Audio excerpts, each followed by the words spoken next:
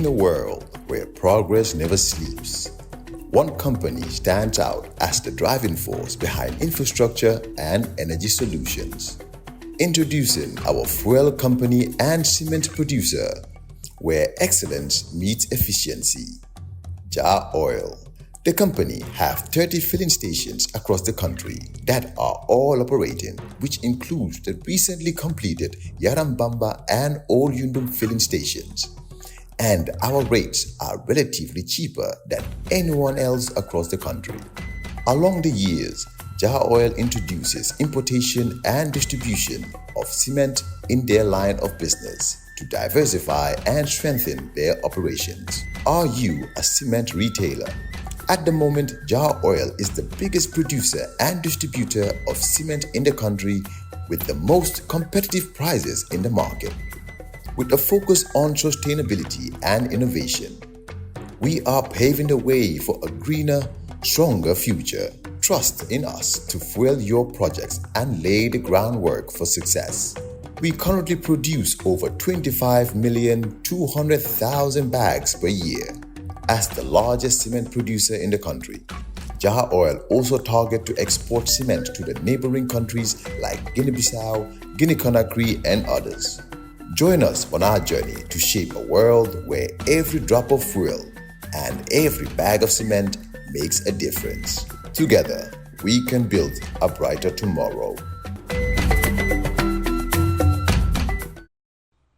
If you'd like to advertise on the program, call and talk to Mr. Jibril Jassi, 699-0107, 787-0107, 924-2424. We need those adverts. The Most Reverend Bannie Manga is our guest this morning. He's also the African Regional Officer for the World Methodist Council. What role do you play?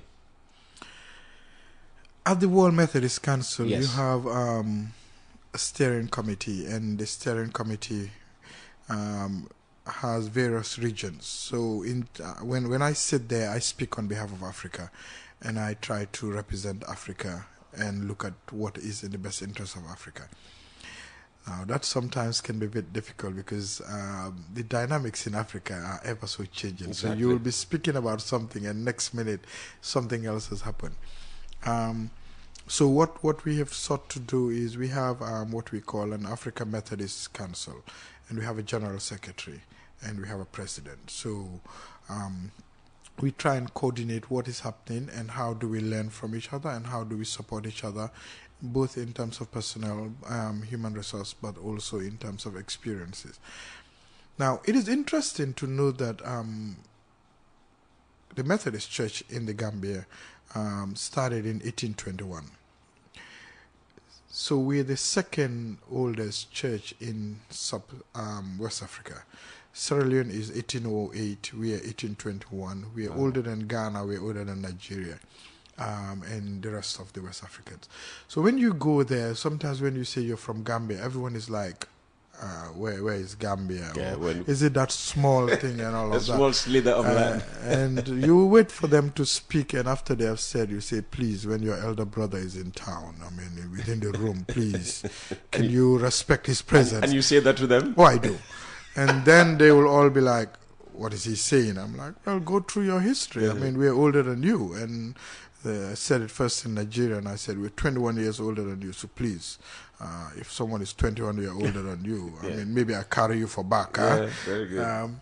But, yes, so at the World Methodist Council, I represent the interests of Africa and seek to be an ambassador for Africa. And as you say, of course, I mean, we like to present the church as one, but of course, even on the continent, I'm sure the Methodist Church in West Africa would be different from maybe the Methodist Church in East, Southern Africa. I don't know whether we have them up in the north. Yep. So how do you now, speak on behalf of all these differences? Well, I mean, there are various traditions that are there, and some take clue from various other sources. But there is one thing that is common to Methodism, and that is we have been raised to spread scriptural holiness. Now, in very simple terms, that is, we have been raised to spread integrity and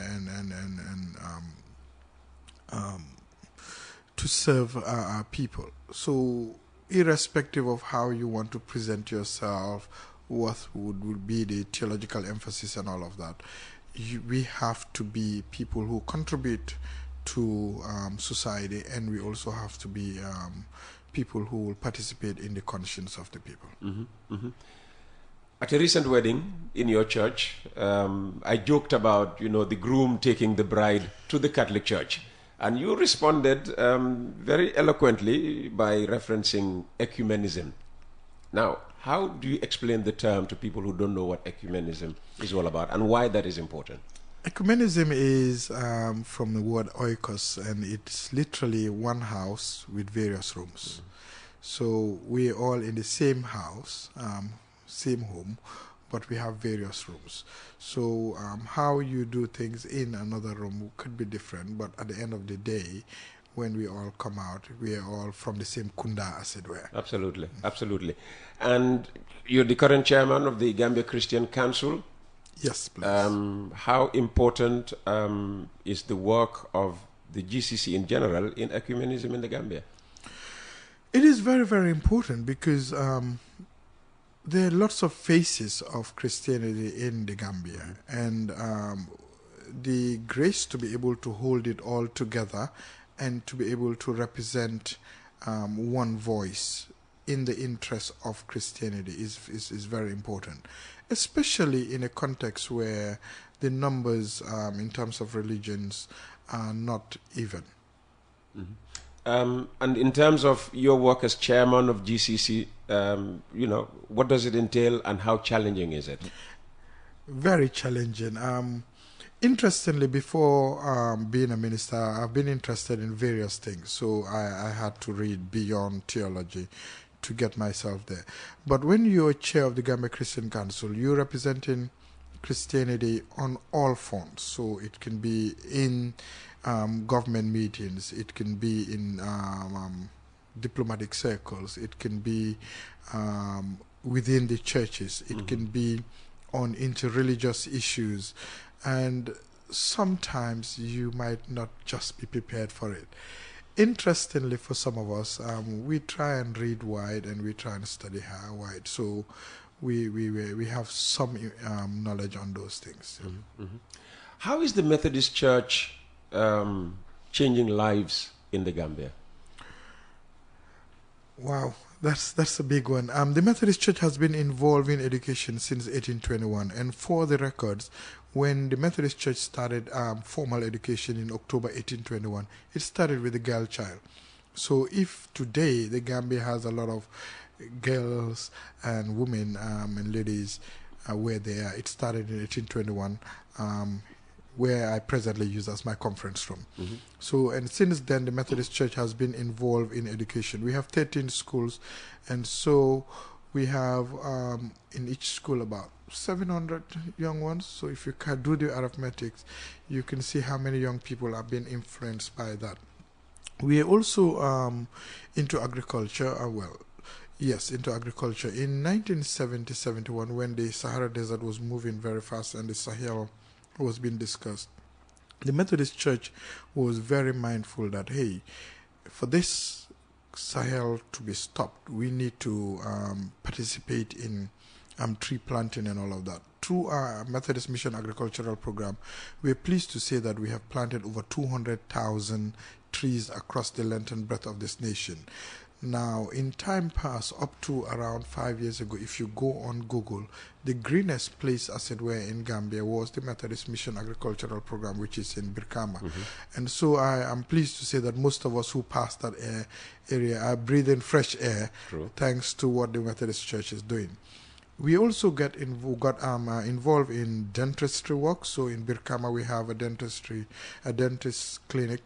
And then we also have some clinics where we offer medical services. So where we look at communities that the government is not going to, we go in and provide medical services. And all of these are supported by the Methodist Church.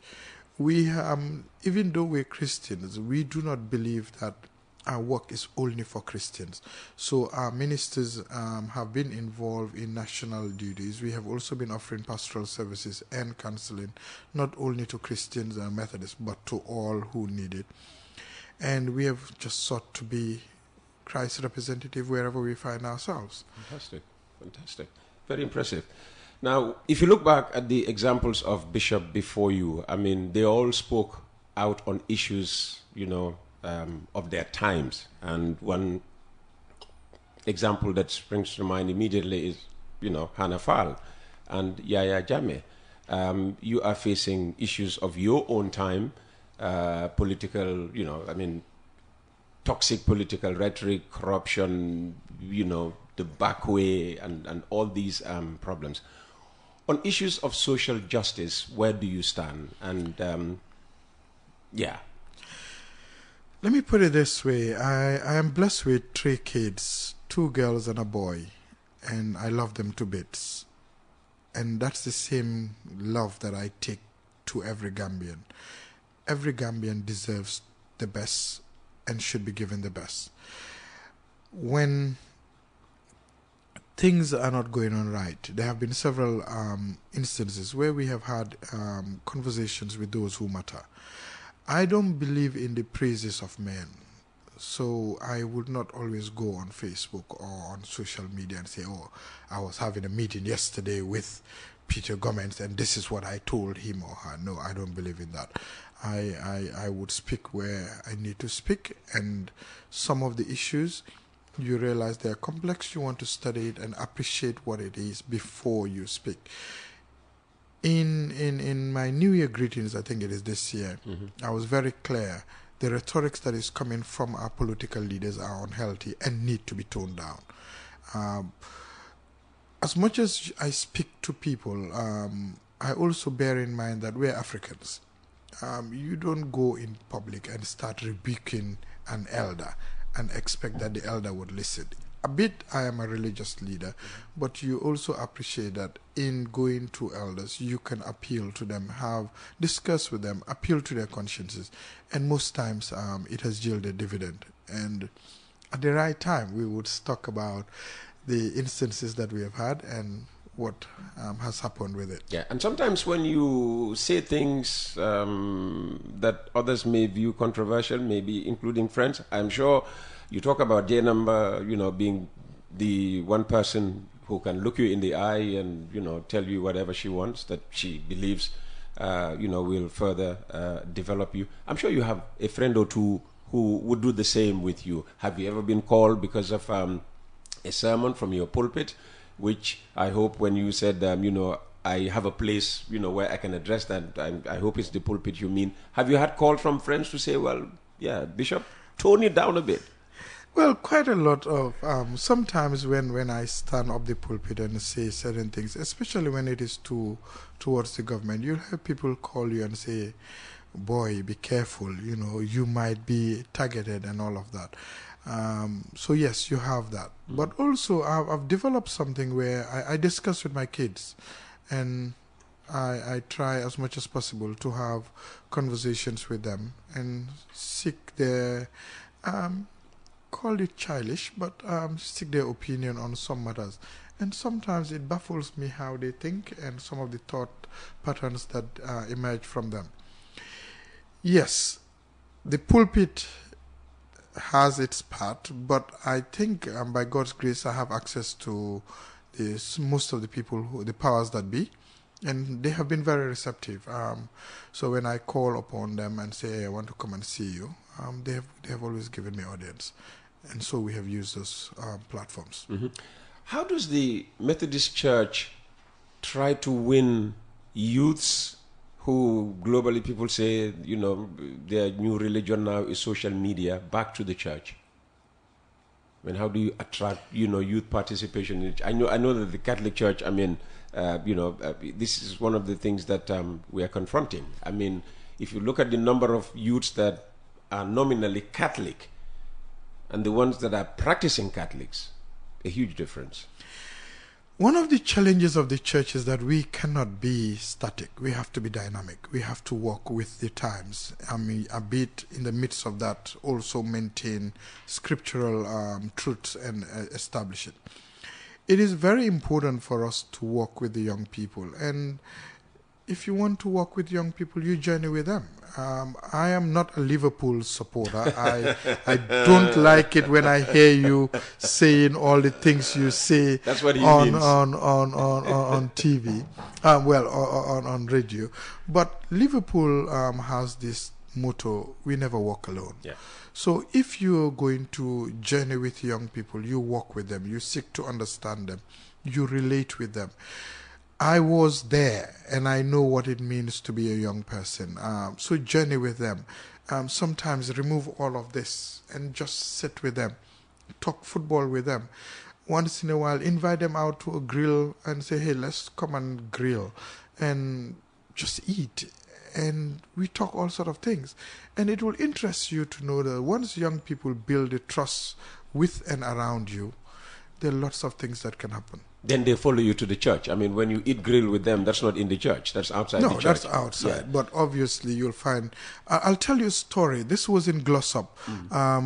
We were sent there. Glossop near Manchester. We were sent there for mission, and I was unfortunate. I was sent to the swamps, and you had all these boys to deal with. And I thought, how are you going to talk to these people? And the first thing we thought is football. So every day you go play football with them. And it was those days of Andy Cole and Dwight York, right? So those are the black people they know in Manchester United. So they will call you Dwight York or Andy Cole. Yeah. After a week, I said to them, hey, look, I've been coming here to be with you. Why don't you also come to be with me? And they invited them to the church. Now, there were two things that were important. One is, if you're inviting people who are in the streets in the church, you should be ready to get the church dirty. and most of the our peoples do not want that. We want to keep the sanctity and holiness of the church. But hey, if you want people outside to come to the church, you should also give them space to be themselves. So I said, hey, they can come into the church. And they came into the church. They moved everything from where it was. They asked very interesting questions. One of them mounted the pulpit and said, hey, is this where Jesus is? I'm going to talk about Jesus and all of that. He did? Right, he did. And, inside you were like, but you left him.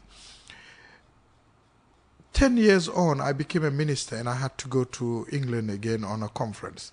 And guess who was being reverend? That young man. Seriously? Yes. Oh, wow. And I sat there and he was explaining his journey, and he was like, hey, there was this black bloke who came from Africa, and he was called you a bloke. Yeah. And, then I was not reverend. I listened to him and all of that, and after that I got up and I went up, and they were looking at me like, what is this African about to do again? He's not called, he's breaking protocol and all of that. And I gave him some more specifics about that day, and he's like, how do you know? Oh, God is working. I said, no.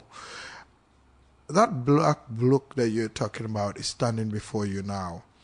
And that was the most emotional day for me, because I'm imagining me, Bannie, and all that I represent being used by God, not only to transform someone's life, but to participate until this, or to be part of the catalyst until this man now is becoming a priest and a minister. That was very, very humbling. We're running out of time. Music seems to be important to you as an expression of faith. You spoke about, this Sunday when your friend with the girlfriend came and you asked the organist, to bring up some tune. Why don't you tell us a bit about music, as an expression of faith, or music, its importance in faith? It was St. Chrysostom who said, he who sings praise twice. If you look at the Christian songs that are there, it's not only just about singing and the lyrics and all of that. It's also about scripture being spoken to you. And so there are many ways in which you should be able to speak to people. And music for me is one of them. Sometimes this journey can be very lonely. Sometimes you can't speak to everyone the way you'll want to, and sometimes people are not even just available. And sometimes just in your quiet moments, listening to some music, and it does not always have to be Christian music. God speaks to you in various forms. I was brought up in Shanghai, so I do a lot of reggae as well, right? And so sometimes I sit and remember some of the good reggae music, and also think about my friends and appreciate where God has brought us from and where He's put us. Absolutely. In a world where progress never sleeps, one company stands out as the driving force behind infrastructure and energy solutions. Introducing our fuel company and cement producer, where excellence meets efficiency. Jah Oil. The company have 30 filling stations across the country that are all operating, which includes the recently completed Yarambamba and Old Yundum filling stations.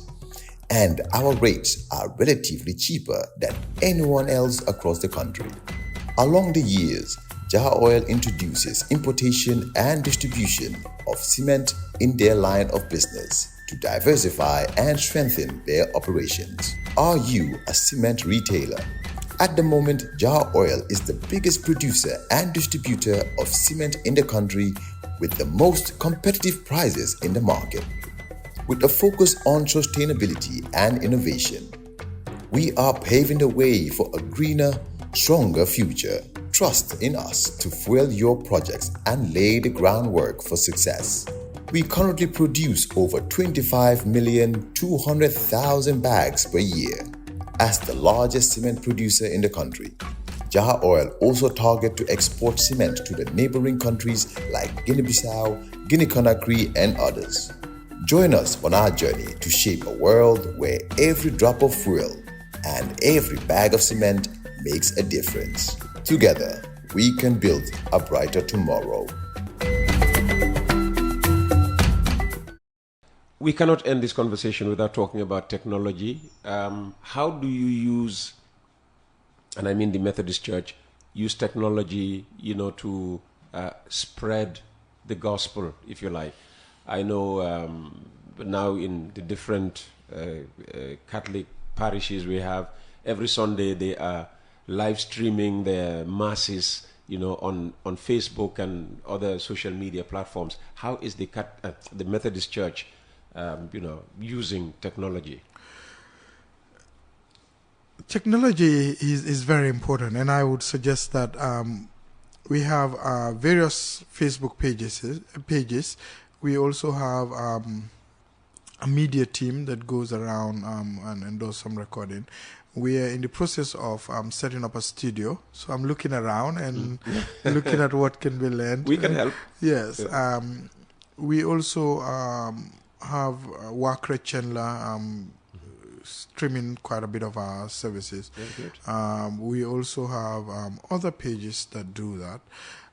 So yes, we are mindful that the church is not only those who come. You also have senior people who are around. So we encourage their grandchildren to do Facebook Lives for them. And they have been using that also to identify with the church.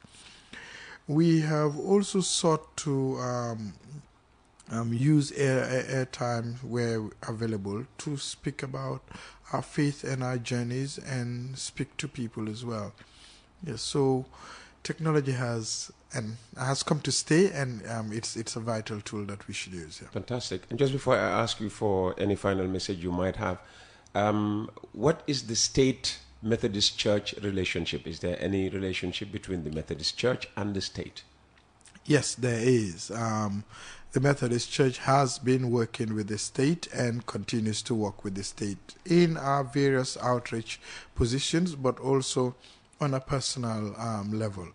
And on a personal level, meaning you and the president sit, from time to time and just chat as leaders. Yes, so there's few times that I would request to meet with him, and he's given me all the audience, and we would sit for an hour, and I will share what I think on matters, and he has been very receptive, listening to it. Okay. There are He's a good listener. Yes, there's sometimes he would tell me, this is what is being said, but this is not. These are not the facts. These A, B, C, D are the facts, and that has been very helpful. There are also times, I mean, we discuss football. He supports a team that I don't like, so I don't like it either. well, Don't name it here. right. So They're just pretenders. yeah, so he laughs at me because he thinks my team is not doing well. So I've not been speaking football with him. I'm glad both your teams are where they are presently.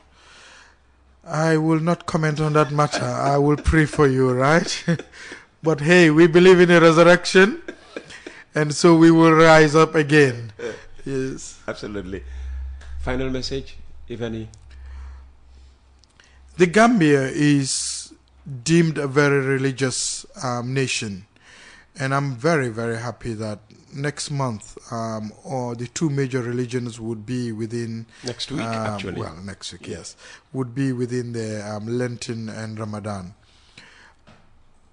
May I suggest to everyone that our scriptures tell us that faith without works is dead.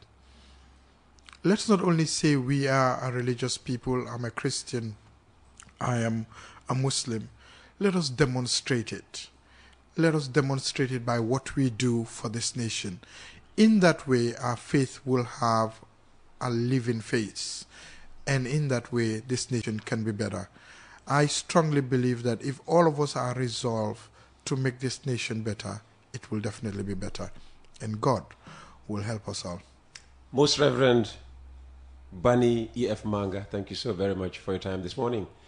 Presiding Bishop of the of the Methodist Church in the Gambia, Chairman of the Gambia Christian Council, and also African Regional Coordinator for the World Methodist Council. That brings us to the end of today's edition of Coffee Time with Peter Gomez.